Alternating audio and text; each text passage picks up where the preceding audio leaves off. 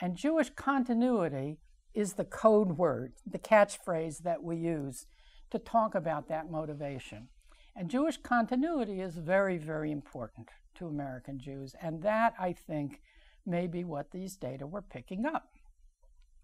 So I don't like to call it the afterlife good, although that's the standard name for it in the literature. But it's an investment in something that's beyond your own lifespan and that's related to your religion, right, to your religious group. So these are the three aspects of religion, the three aspects of the good. Each of them has different economic characteristics, so it's helpful to analyze them separately. But in practice, operationally, you can't separate them, right? They're each of them intertwined with each other. But today we're doing analysis, so we might think of them separately. So now let me get to the essence of this field. And I'm going to have a very simple outline of the presentation, which I expect you all to memorize immediately. I'm going to start with demand, consumption. Why do people want to be Jewish? And how much do they want to be Jewish? Then we'll go on to production, which is how do they go about making this thing that we call religious expression or religious experience. Then we'll talk about investment, not only in the afterlife good, but in human capital and institutions. And then, of course, we'll end with government policy, which is the way economists always end, right? So let's start with our talking about the demand, the consumption aspects of religion. And religion is a good, so like every good, it's subject to the law of demand. If the price is lower, consumers are more receptive and will want to buy more of it. If the price is higher, it's harder to sell the idea to the consumer, right? Consumers will demand less. This is I'm not saying that price is the only thing that matters, right? It's ceteris paribus. But certainly price is important. It's one of the things you look at when you're deciding on a Jewish lifestyle or when you are deciding on a particular Jewish activity. Now, when we talk about price and the law of demand, we're not just talking about the money price, we're talking about the full price. The full price is the money price plus the value of time. And religion, like any self-produced good, is very time-intensive. That is to say, the time cost is an important aspect of the total cost, an important proportion of the total cost. The more time-consuming it is, the more time-intensive we say the good is, and the more you have to worry about the value of time. We have two budgets, right? We all know that, right? This is not a new idea, is it? Okay. We have two budgets. We have a time budget and we have a money budget. If you've got lots of money, right, you're lucky, right? But nobody has lots of time. We all have 24 hours in the day, period. 7 days in the week, period. You can't trade time. You can buy the services of people to help you allocate your time. And we say that you save time when you do that, but you don't literally save it, right? It's perishable, and you've only got a certain amount. Now, how do we estimate the value of time? As economists, we are accustomed, I'm clicking on the wrong thing. There we go. As economists, we're accustomed to using the wage rate as a first approximation of the value of time. Simplest way to think of it is, if you take a day off of work, how much income are you giving up, right? Your opportunity cost. It's your wage multiplied by the number of hours that you have been working.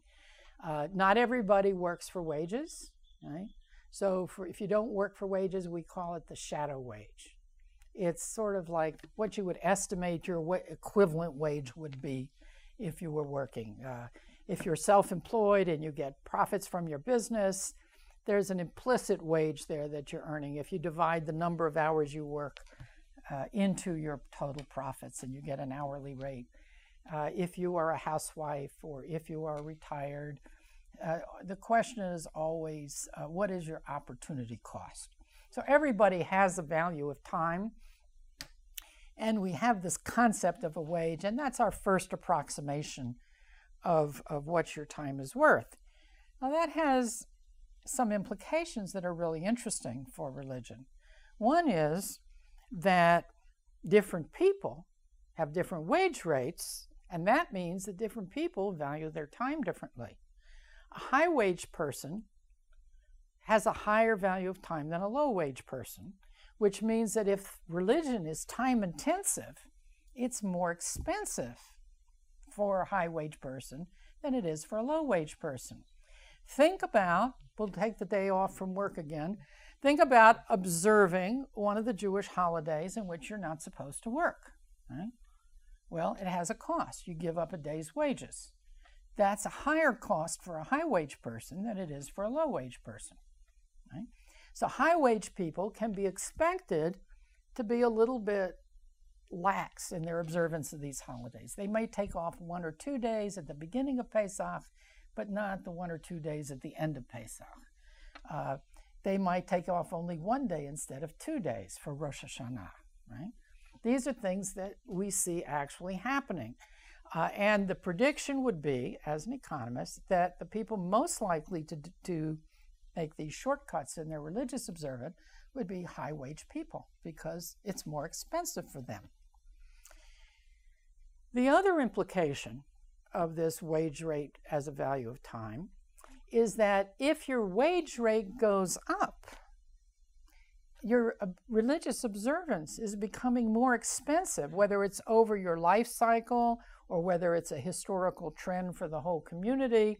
And as wage rates rise, we would expect to see people spending less time on religious activities. This is certainly the historical trend in the 20th century. It's also a life cycle trend that we see. And we see different, we get a lot of mileage out of that prediction when it comes to empirical research. Other aspects, other sort of theorems that come out of our knowledge about demand, sometimes it clicks. Don't want that to happen. There should be another. There we go. Okay. Income, there's income effects and there's substitution effects, price effects. Income effects say that a person who has more income, who's wealthier, right, will have a greater demand for all goods, including religion, right? The greater quantity demand. It shifts the demand curve to the right. I guess where you're looking from, it's that way, right? So you would expect wealthy people to indulge more in religious observance. But high wage rates, right, reduce the quantity of religion demanded because it makes time more expensive.